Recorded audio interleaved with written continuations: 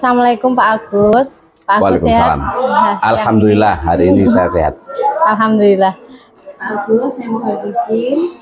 Saya ada tugas untuk mewawancarai kepala sekolah sebagai tugas demonstrasi kontekstual saya terkait dengan praktik pengambilan keputusan. Bolehkah saya mengajukan beberapa pertanyaan kepada Bapak? Silakan Berani. Baik Bapak, selama Pak Agus menjadi kepala sekolah, adakah suatu masalah yang Bapak hadapi sebagai pemimpin, di mana masalah itu menimbulkan dilema dalam penyelesaiannya? Jika ada, saya mohon Bapak bisa menceritakannya kepada saya dan bagaimana cara penyelesaiannya. Mungkin lebih dikhususkan itu masalah personal, pegawai, apa yang berkaitan Masalah dengan di sekolah saja, Pak. Masalah di sekolah.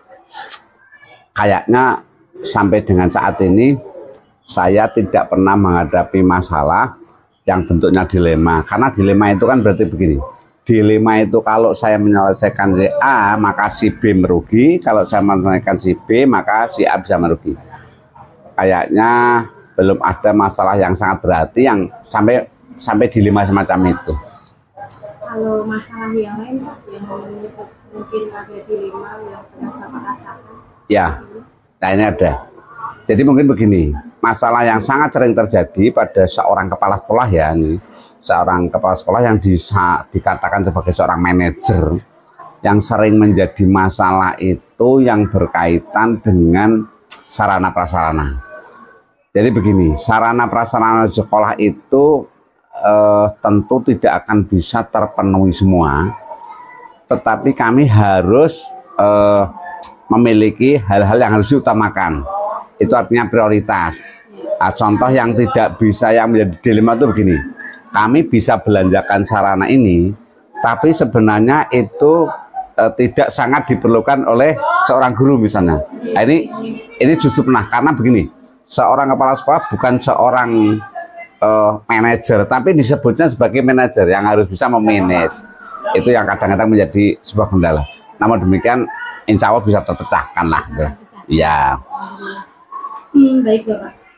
Jadi selama ini bagaimana Bapak bisa menjalankan pengambilan keputusan di sekolah, terutama untuk kasus-kasus yang tadi Bapak hadapi, di mana ada dua kepentingan yang sama-sama benar atau sama-sama mengandung nilai kebajikan? Ya. Tentu menghadapi masalah di sekolah oleh seorang kepala sekolah tidak bisa kemudian diselesaikan oleh seorang kepala sekolah sendiri. Makanya itu diperlukan seorang kepala sekolah, kebijakan dalam keputusan, mengambil keputusan itu secara terbuka. Seperti yang saya ikuti, saya tidak menggunakan kepemimpinan kepala sekolah sebagai seorang yang otoriter. Walaupun sebenarnya otoriter itu diperlukan oleh seorang kepala sekolah untuk mengambil kebijakan, keputusan, manakala ada dua dilema yang seperti saya sebutkan di atas.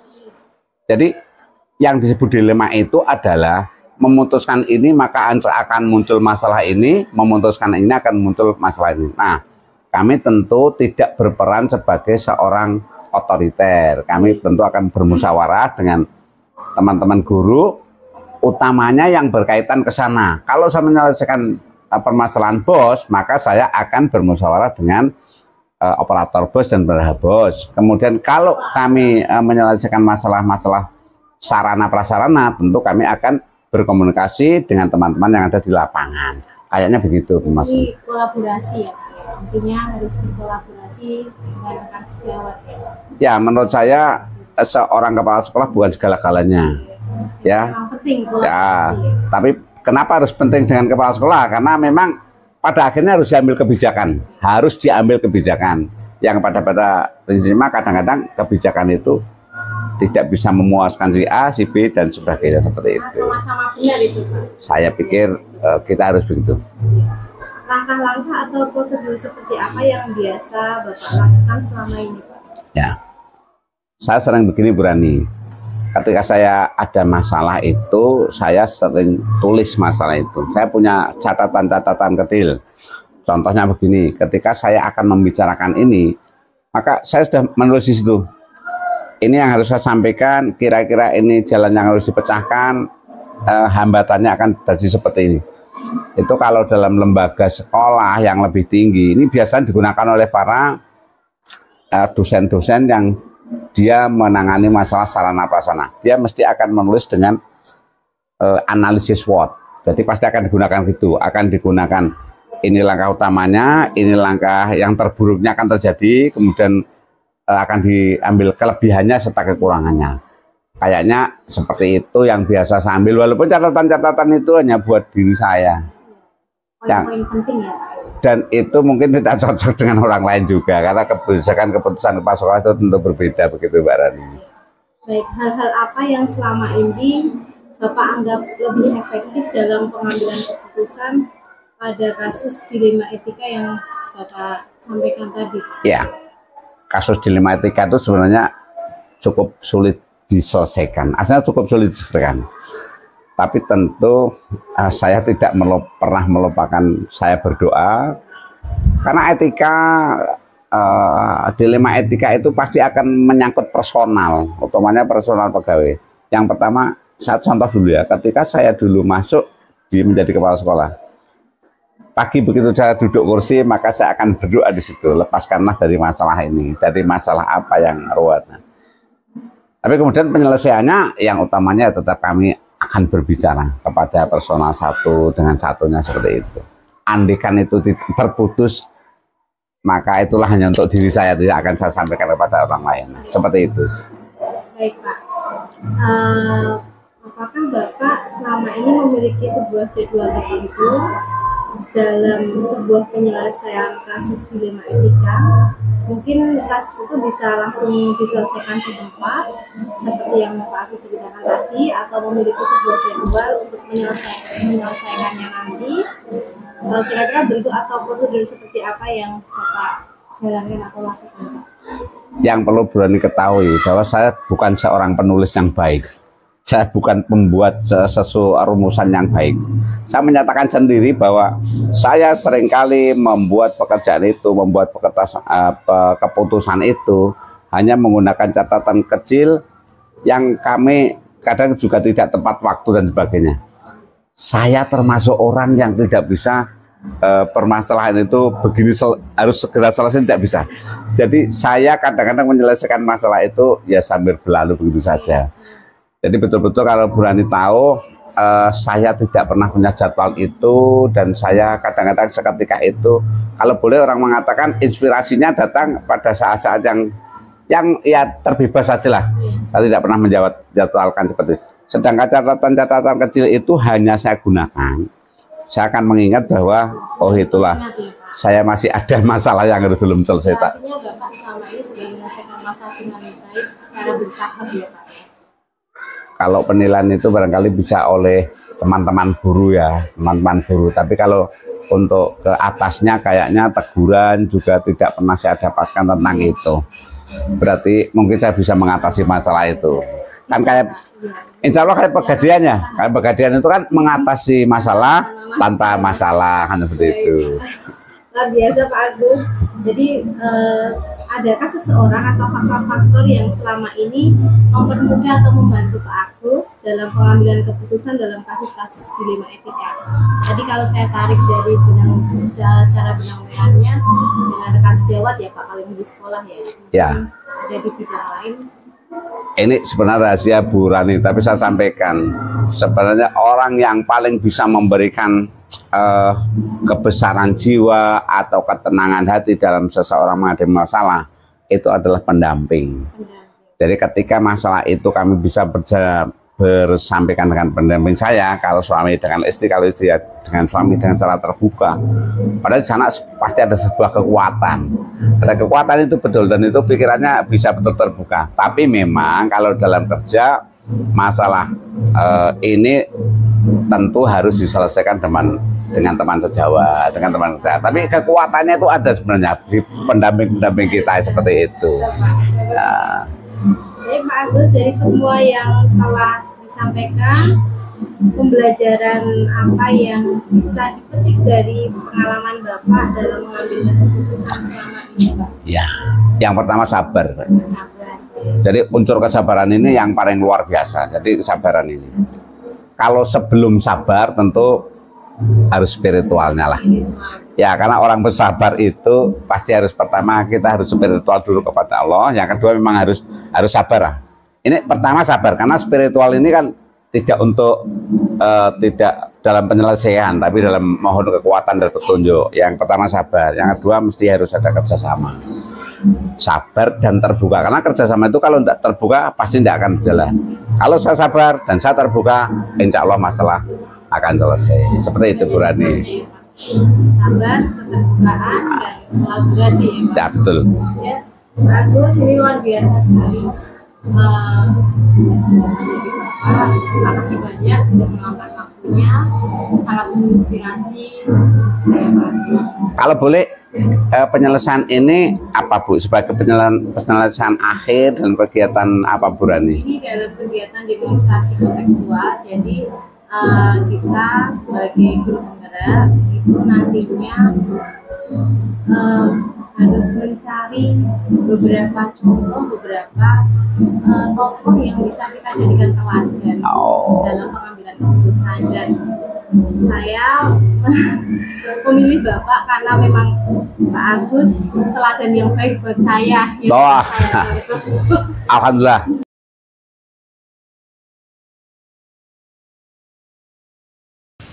Assalamualaikum Pak Putra. Waalaikumsalam Mbak Rani.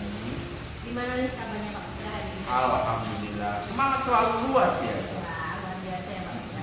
Pak Putra, saya mohon izin pada kesempatan datang ini saya diberikan tugas untuk mewawancarai kepada kepala sekolah terkait dengan praktik pengambilan keputusan. Bolehkah saya mengajukan beberapa pertanyaan kepada Pak Putra? Boleh, monggo. Oke, baik. Pak Putra, selama ini bagaimana Bapak dapat mengidentifikasi kasus-kasus yang itu merupakan dilema etika atau kebijakan moral? Baik, terima kasih Mbak Rani atas kesempatannya bisa menghubungi saya. Untuk yang pertanyaan pertama terkait bagaimana bisa mengidentifikasi apakah itu dilema etika ataupun sarjana kebijakan moral. Tentu ketika kita yang pertama adalah ada kasus yang intinya adalah kemudian itu meminta solusi. Ketika itu dikatakan etika moral itu adalah ketika pengambilan keputusan itu adalah harus sesuai dengan apa yang kita yakini betul. Kemudian ketika ada suatu kasus juga yang berkaitan dengan kebijakan moral, ketika kasus itu sebetulnya betul, tetapi mungkin dianggap beberapa orang itu pengambilan keputusan yang saya ambil itu adalah keputusan yang salah. Mungkin itu yang bisa disampaikan ketika ada kasus dilema etika atau kebijakan itu. Kira-kira bagaimana cara Bapak menyelesaikan jika pada saat itu ada kasus yang sedemikian rupa dan mungkin masih kebijakan moral atau etika? Oke, untuk yang pertama saya tentu saja mengidentifikasi atau mengobservasi ketika masalah itu memang bisa dikatakan diambil solusinya yang terbaik, tapi tidak meninggalkan etika-etika yang ada. Contohnya adalah ketika guru saya ada kasus, misalkan ada guru saya yang bendahara, kemudian beliau melaporkan untuk anggaran, dan ketika ada beberapa yang dianggap Pak ini ketika ada anggaran yang perlu harus dikeluarkan, tapi kita tidak punya uang, bagaimana? Yaudah, kita semampunya dulu aja.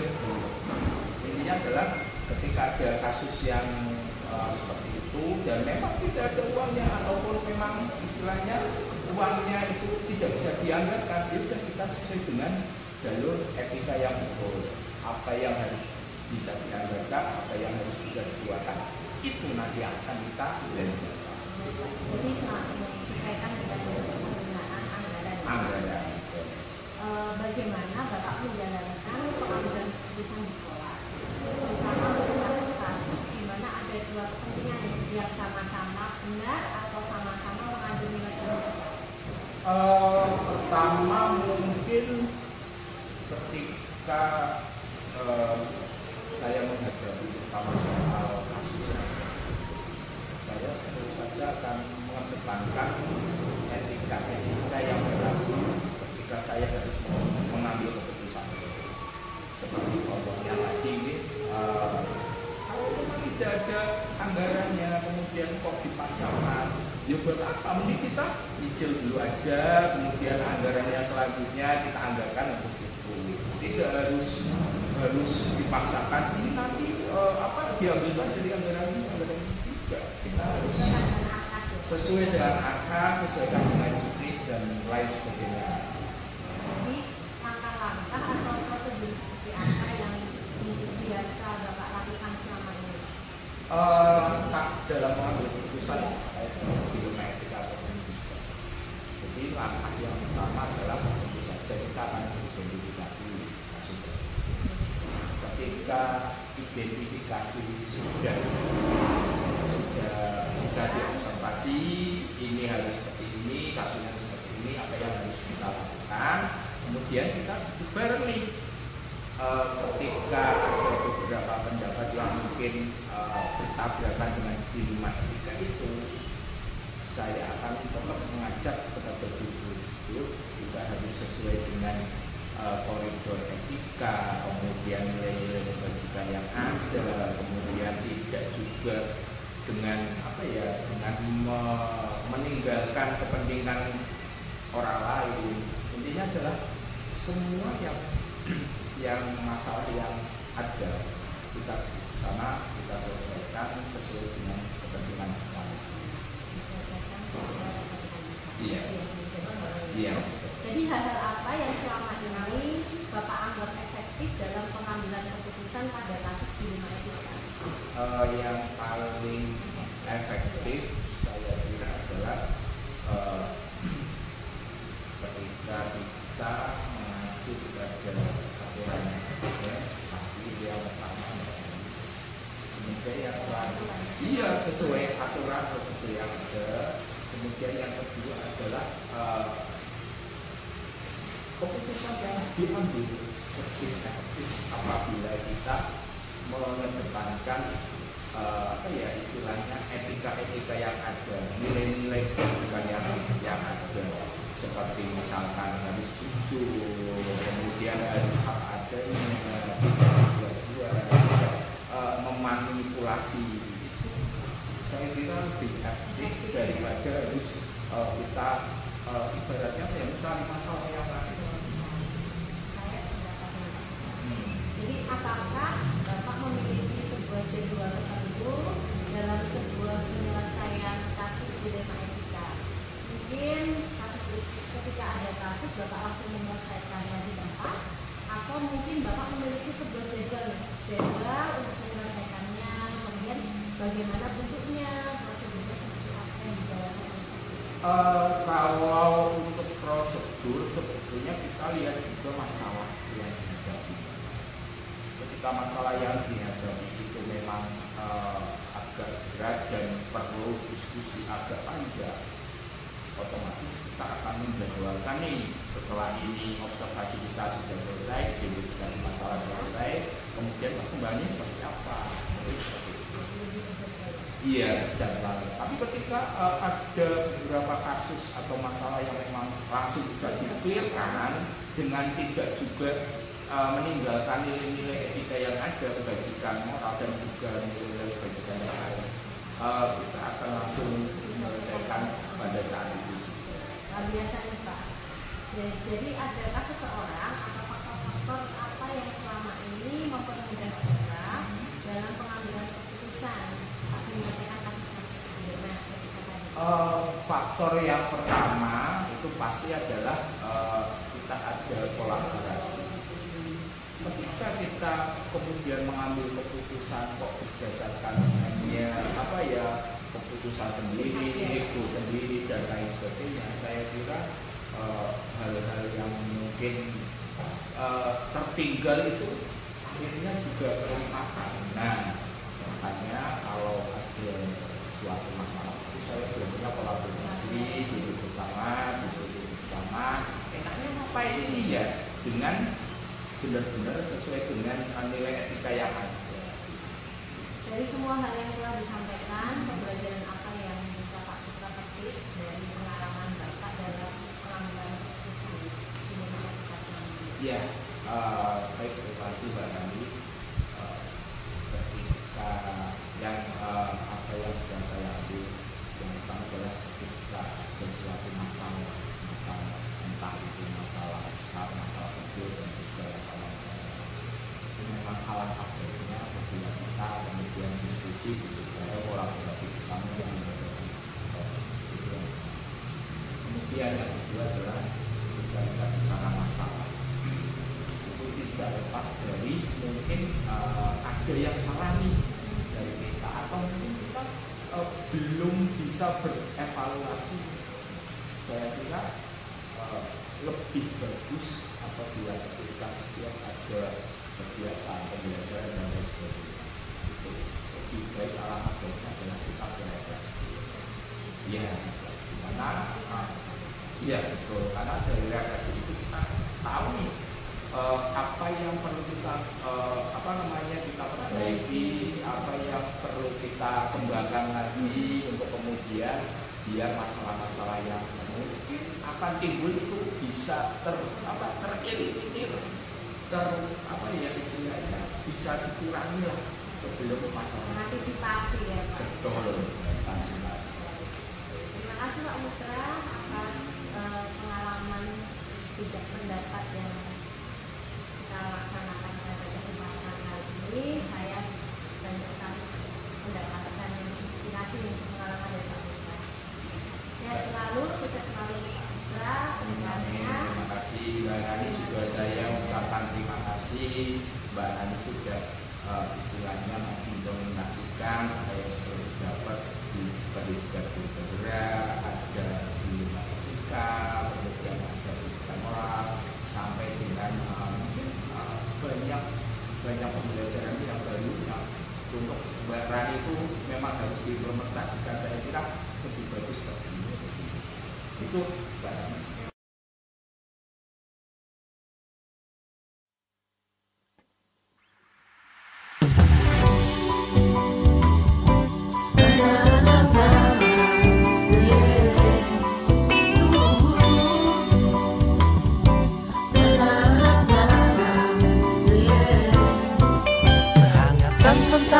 Secerah sang pelangi, sambutlah kami sang pengubah negeri. Guru bergerak pasti berbagi dan mengabdi, religi dan mandiri, solusi untuk negeri.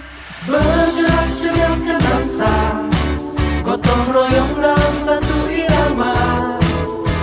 Merdeka belajar siswa, cerdas dan berkarakter Pancasila.